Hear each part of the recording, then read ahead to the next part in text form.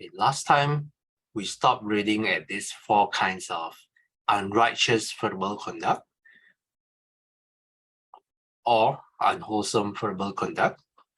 The first one is lying, speaks falsehood. The second one is speaks maliciously. The third, speaks harshly. And the fourth one is idle chatter. Today, we're going to continue with 3 kinds of unrighteous mental conduct. And how, householders, are there 3 kinds of unrighteous mental conduct? Conduct not in accordance with the Dharma. Here, someone is covetous. He covets the wealth and property of others. Oh, may what belongs to another be mine. Or he has a mind of ill will and intentions of hate. Thus, may these beings be slain and slaughtered. May they be cut off, perish, or be annihilated. Or he has wrong view, distorted vision. Thus, there's nothing given, nothing offered, nothing sacrificed, no fruit or result of good and bad actions, no this world, no other world, no mother, no father, no beings who are reborn spontaneously, no good and virtuous ascetics and Brahmins in the world, who have themselves realized by direct knowledge and declare this world and the other world. That is how there are 3 kinds of unrighteous mental conduct. Conduct not in accordance with the Dharma. So, householders, it is by reason of such unrighteous conduct, such conduct not in accordance with the Dharma, that some beings here on the breakup of the body after death are reborn in a state of misery, in a bad destination, in the lower world, in hell. Footnotes number 11. This is a morally nihilistic materialist view that denies an afterlife and the fruits of karma. There's nothing given means there's no fruit of giving, no this world, no other world, no rebirth into either this world or world beyond. No mother, no father, no fruit of good and bad conduct toward parents. The statement about ascetics and Brahmins denies the existence of Buddhas and Arahants. And so this is explaining the wrong view.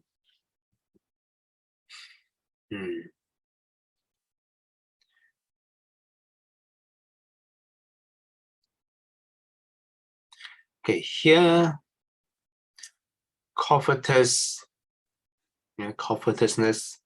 the first unrighteous mental conduct. It goes one step further beyond just wanting what others have. Okay, let's highlight this. For example, let's say my friend posted a image of ramen in Facebook, for example. And then say, oh, I also want to eat ramen. And then in the evening I go and find and eat ramen. But covetousness is something like, if I see my friend having a ramen directly in front of me, I want to grab his bowl of ramen. I don't want him to have that ramen. So it goes one step further beyond just wanting to have something. Beyond greed. We really want to snatch things away from others. And in the news, you can see a lot of things happening because like affairs, the mistress wants to snatch the husband away, and the wife wants to keep the husband. And this one is the more extreme version of covetousness. And sometimes can escalates until crime. And that's why it appears in the news. Okay. The second one is ill will, intention of hate. This one is straightforward. When you hate someone or something, sometimes there's an intention to harm that people. Sometimes there's intention to, like the Buddha says here, may these beings be slain and slaughtered. The third one is the wrong view. And these are explained in the footnotes. When you have the view of all giving has no benefits, that there's no rebirth, you cannot be reborn, and that there's no good and virtuous ascetics and Brahmins, and this constitute wrong view. Okay, so that is the 3 unrighteous mental conduct. Let me highlight. 3 kinds of unrighteous mental conduct. If we have these 3, and then we will be reborn in a state of misery in hell. Okay. Next, Sister Sāleyyaka, would you like to read? Okay. Now we look at how that teaches us to do the righteous way of conduct. Householders, there are 3 kinds of righteous bodily conduct. Conduct in accordance with the Dharma. There are 4 kinds of righteous verbal conduct. Conduct in accordance with the Dharma. And there are 3 kinds of righteous mental conduct. Conduct in accordance with the Dharma. I will read the first one about the bodily conduct. And how, householders, are there 3 kinds of righteous bodily conduct? Conduct in accordance with the Dharma. Here, someone abandoning the destruction of life abstains from the destruction of life, with rod and weapon laid aside, conscientious, merciful, he dwells compassionate to all living beings. Abandoning the taking of what is not given, he abstains from taking what is not given.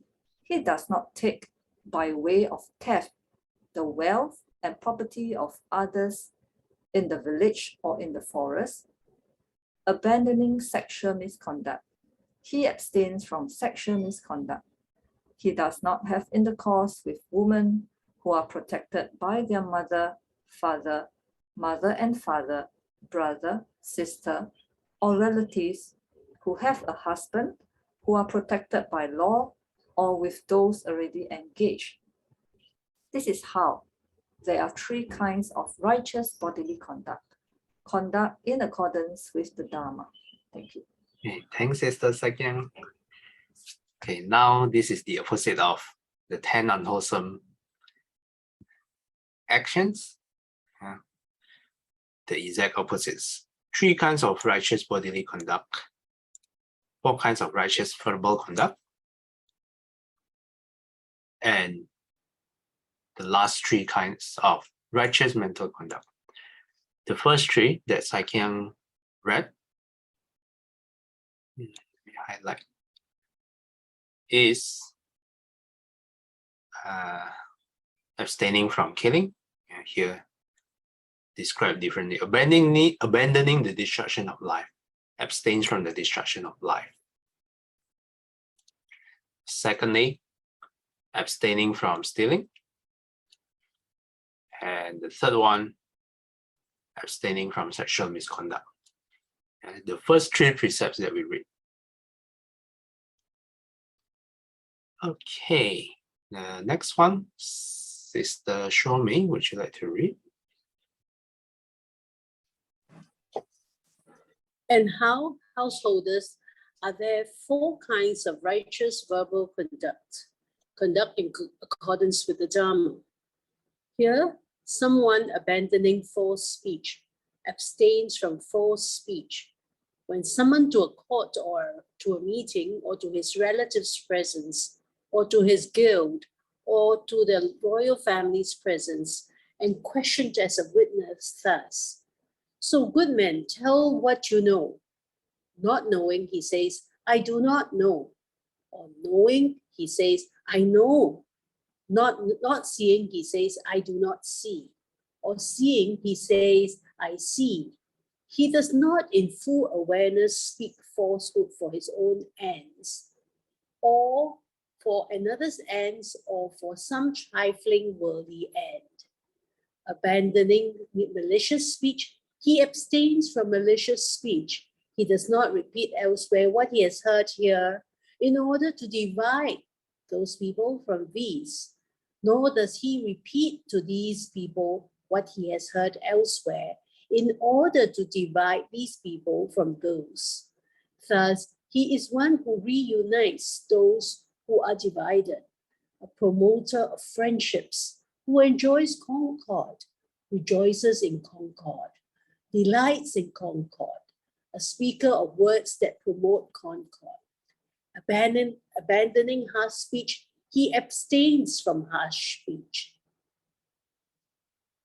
He speaks with such words as are gentle, pleasing to the ear, and lovable, as go to the heart, are courteous, desired by many, and agreeable to many. Abandoning idle chatter, he abstains from idle chatter. He speaks at the right time, speak what is fact, speak on what is good, speaks on the Dharma and the discipline.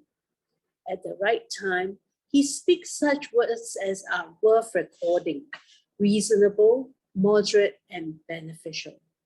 That is how there are 4 kinds of righteous verbal conduct in accordance with the Dharma. Okay, thanks, Sister Shomei, for reading this long paragraph. Okay, the next 4 is the 4 kinds of righteous verbal conduct.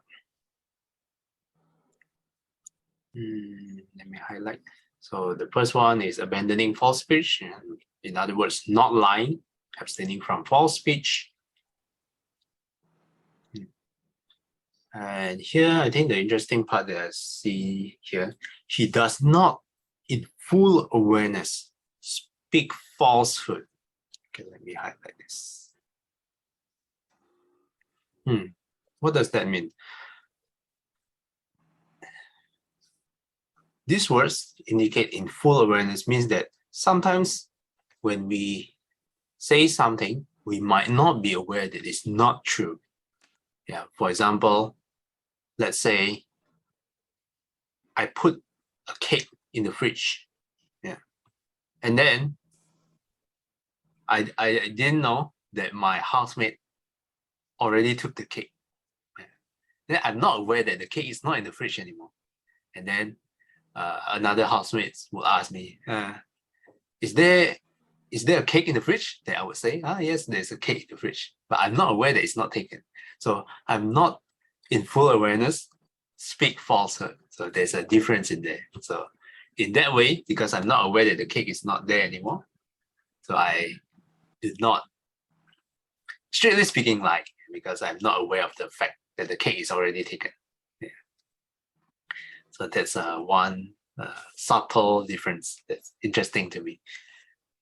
So the first one is lying. The second one is malicious speech. Yeah, this one is actually more harmful than I thought. When when we gossip, when we talk bad about other people, we are actually pushing people, dividing people, and promoting discord.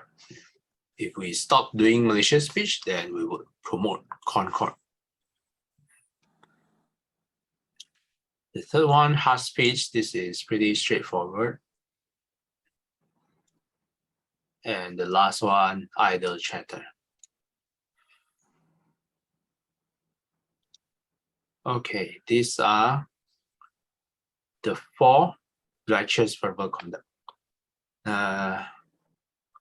Next one, Sister Hakim, would you like to read? 14. And how householders, are there three kinds of righteous mental conduct? Conduct in accordance with the Dharma. Here, someone is not covetous. He does not covet the wealth and property of others. Thus, oh, may what belongs to another be mine. His mind is without ill will, and he has intentions free from hate. Thus, may these beings be free from enmity, affliction, and anxiety. May they live happily. He has right views, undistorted vision. Thus, there is what is given and what is offered and what is sacrificed. There is fruit and results of good and bad actions. There is this world and the other world. There is mother and father. There are beings who are reborn spontaneously. There are good and virtuous ascetics and Brahmins in the world who have themselves realized by direct knowledge and declare the world and the other world. That is how there are three kinds of righteous mental conduct. Conduct in accordance with the Dharma. So householders, it is by reason of such righteous conduct, such conduct in accordance with the Dharma, that some beings here, on the breakup of the body after death, are reborn in a good destination, even in a heavenly world. Thank you. Okay, thanks, Sister Kim. Okay, so these are the exact opposites of what we read in the first paragraph that we read today. The exact opposites of three kinds of unrighteous mental conduct, which is briefly not covetous, mind without ill will, intentions free from hate, and the third one is right view. And if we have this righteous conducts, then after the breakout of the body, we will be reborn in a good destination, in a heavenly world. Okay, let me check. Okay, I think I'll read one more paragraph. Number 15. If householders, one who observes righteous conduct in accordance with the Dhamma should wish, oh, that on the breakout of the body after death, may I be reborn in the company of well-to-do nobles. It is possible that on the breakup of the body after death, he will be reborn in the company of well-to-do nobles. Why is that? Because he observes righteous conduct in accordance with the Dhamma. Okay, I think this is a good time to stop. Any questions or comments? Anything you would like to highlight?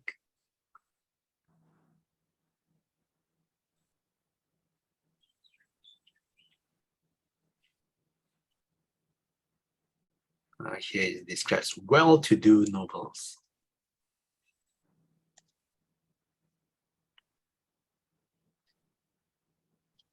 Okay, if no comment from you, let's do a Sister Sāleyyaka. Would you like to do the dedication? Stop share.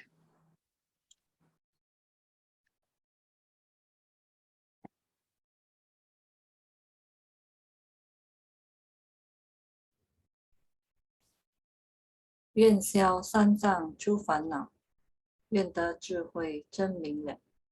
普愿罪障悉消除，世世常行菩萨道。Thanks, Sister Sāleyyaka. Till we meet again, may we be guided by the Buddha, Dhamma, and the Sangha. Sadhu, sadhu, sadhu. Have a well-to-do Thursday ahead.